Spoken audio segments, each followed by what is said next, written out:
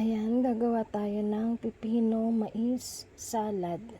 Ito yung mga sangkap: kamatis, sibuyas, mayonnaise, ayan, best food, pipino, yung paminta tsaka asin, kalamansi, at ito yung tuna. Ayan, siyam silang lahat, siyam. Ayan, itong mais, pag-iwa-hiwalay na natin. Ginayat ko na siya. Nilaga muna natin at ginayat. Ayan, lagay na natin itong pipino,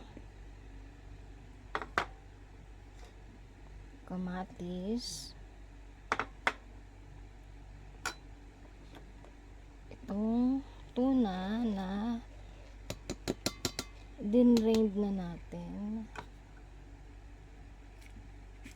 asin at saka paminta,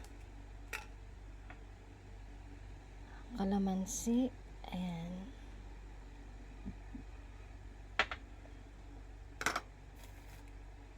sibuyas,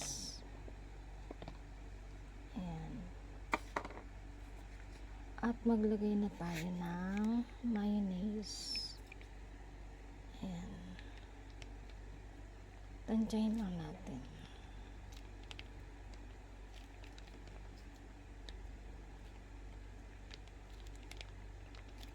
Ayan, konti lang muna, saka tayo magdagdag. I-mix lang natin. Ayan.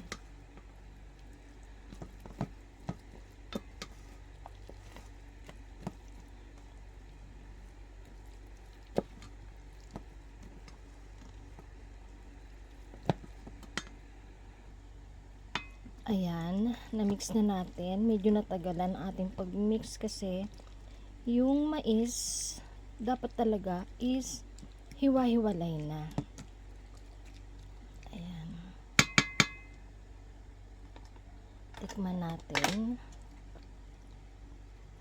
kung masarap na. Masarap kasi pag may tuna eh.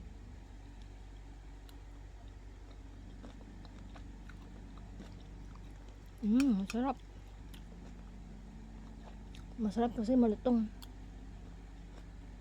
Malutong yung pipino tsaka yung sibuyas. At malasa yung tuna. Ang sarap. Lagay na natin sa bowl. Ayan. Ito na yung ating finished product na pipino con mais salad. Okay. Thanks.